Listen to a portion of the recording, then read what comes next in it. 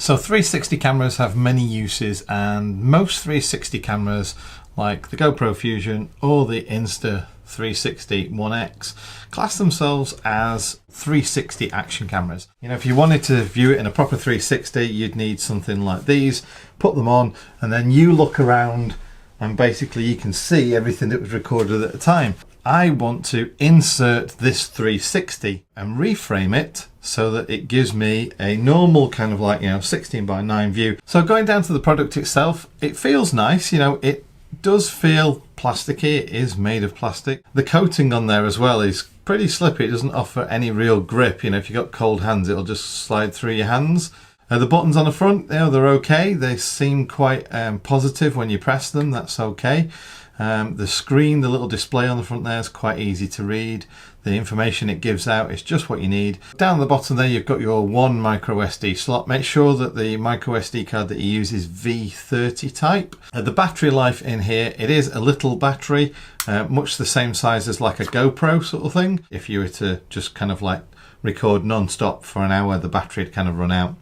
However, if like me, you wanted to use short clips, say up to 2 minutes, then so far I've had this for just over a week now, and as you can see from the filming, I've done lots of clips, and it's still got a third left on its battery. I don't really use my smartphone for editing or anything like that, but most of the time I'll use my laptop or desktop. And it was with these that I was hoping I would improve the stitching time, because currently with this thing it's crazy slow. The stitch time in each of their software is exactly the same. So I've not really improved with that at all.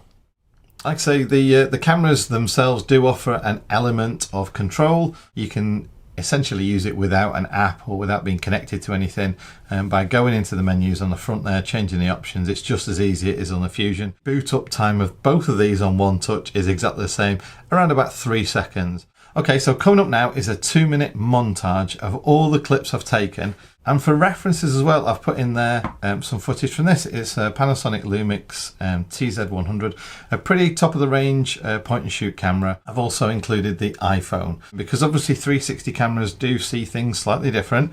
And then the 2 shots of what these two are going to do. It's not been remastered in any way, shape or form. And the audio is also included. So basically turn up your volume a little bit, pay a little bit more attention. If you want to recompare, just go back and forward a few times. But like I say, 2 minutes now of that, and then I'm going to come back after 2 minutes and give you my conclusion.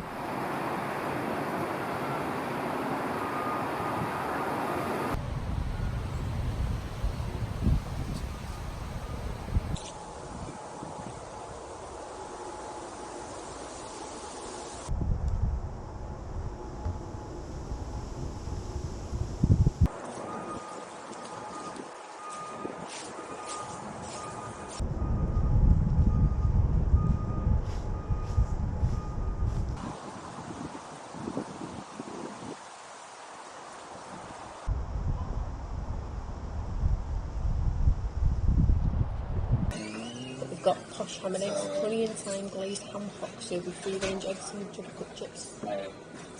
Fussy because I like the same things, and then for the first time in ages I'm like, oh, I'm going to have all of it. That is me actually. I go and I never get anything different. If somebody, and it doesn't have to be a family member, wants to dedicate one of their trees to somebody.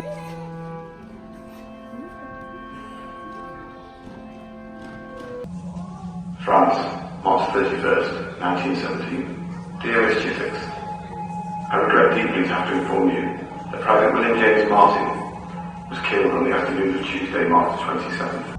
France, March 31st, 1917. Dear Miss Chiswick, I regret deeply to have to inform you that Private William James Martin was killed on the afternoon of Tuesday, March 27th.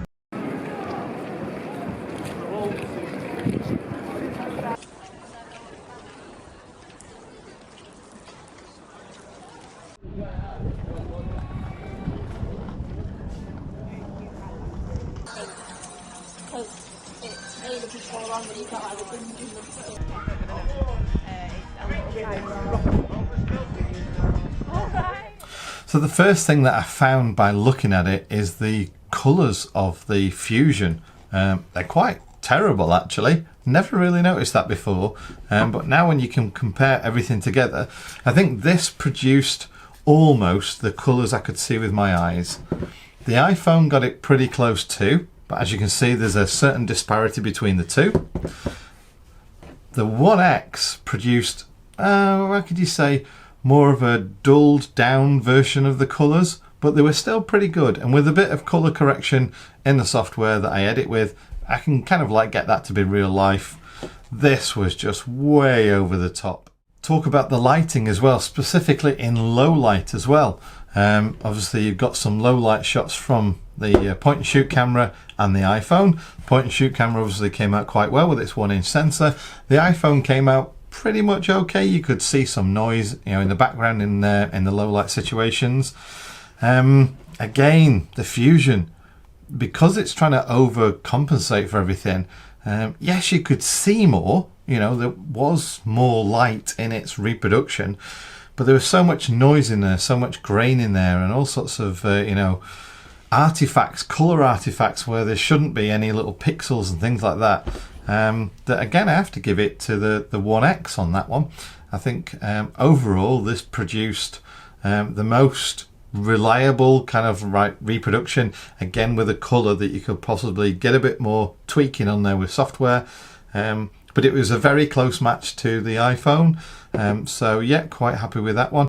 So in that regards, my first test, which is colors and low light test, the Insta360 One X wins. So let's move on to image clarity now.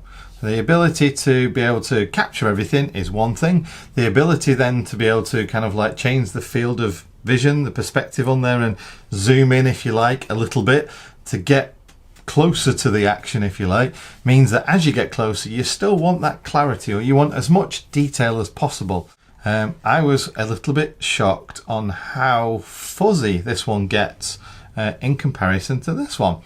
Let's take the when we're out in the pub and you can see the menu, and essentially we're one side of the table, the menu's right here, so you're within 5 centimeters of the lens is the menu in both situations I was recording.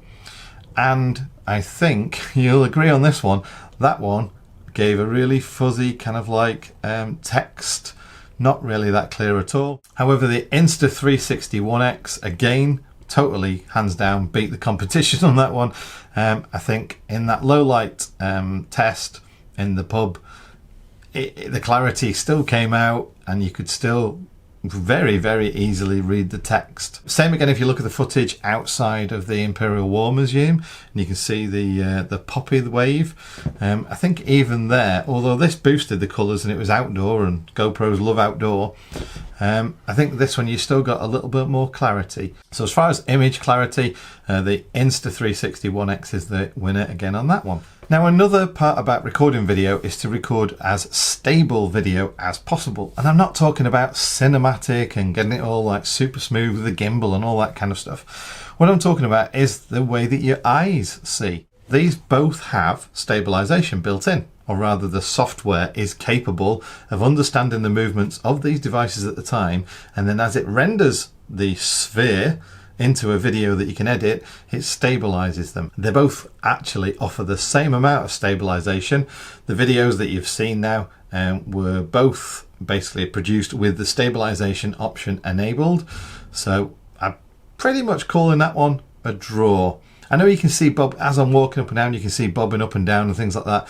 I kind of like don't expect them to understand elevation changes as I'm walking. I was walking with a big stride. I wasn't trying to do the, you know, the silly gimbal walk when you walk with tiny feet. So I was trying to give them a pretty good test, and I think they came out even. So I'm calling that one even on stabilization. Both really good and both really usable. Now there's an elephant in the room here, and I'm just getting to the elephant in the room right now. And the elephant in the room, after you watch that 2-minute video, is audio. You wouldn't really have kind of got past maybe the first few seconds of listening to the conversation in the pub or listening to the audio at the War Museum to understand that this records quite flat audio, but maybe a bit fuzzy kind of flat. but there are a range of frequencies in there and it is quite okay and it's acceptable. I regret deeply to have to inform you that Private William James Martin was killed on the afternoon of Tuesday, March 27th, while in the performance of his duty in the front line. This records audio. It's more of a higher range, so it's missing the low, maybe the mid-range, so it's not much of a full range audio that you'd like. I regret deeply to have to inform you that Private William James Martin was killed on the afternoon of Tuesday, March 27th, while in the performance of his duty in the front line. But this has got some weird artifacts that it records in the background. You'll hear a slight digitized distortion on the audio. At best, I would say it's what, in terms of producing video is concerned, you call it scratch audio or reference audio. I couldn't see myself using that as a primary audio source as it is right now. So on the audio side, the Fusion wins that one. So in conclusion, I'm going to go for the winner, obviously being the Insta360 One X. Yes, it does have a couple of minor flaws. One being, well, quite a big one, the audio. The second one being the position of the micro SD card and its maximum capacity of 128 gig. Again, when you put a tripod mount on there, a selfie stick, you can't get to it. And if they could have supported a 256 gig card, that would have been a lot better. The battery life, 1 hour recording. However, hopefully within, you know, like the next few months, especially Christmas coming, and this is going to be a popular present for Christmas, I'm guessing, there are going to be more batteries options available. The last little niggle I've got as well is it's not waterproof at all. Hopefully with a few raindrops on there, it shouldn't really affect it. Caught in a Manchester rain shower, that might cause some damage. So then I've got to think about whether I want to go and spend a whopping 70 or 80 pounds on a waterproof cover for it as well.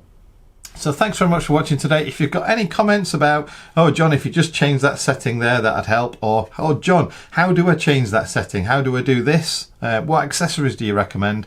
Obviously just leave all those questions and comments down in the comments section down below, and I'll respond as and when I get round to it. One little thing that I like about the selfie stick as well, if you're interested in the selfie stick that I use, it's really good because it's got a 1/4 inch end at either end, so it means that you can screw that in that way, you can screw a tripod in that way, or you can do it as another pole extension, and then like I say, you can kind of like really get a lot of length on that one. Yeah, it's the Fusion reach pole. I'll link it down below anyway, but yeah, that's the pole I've been using with it, and it's really good. You can't see it through the lens so much, and like I say, you can get a great amount of extension out of it as well.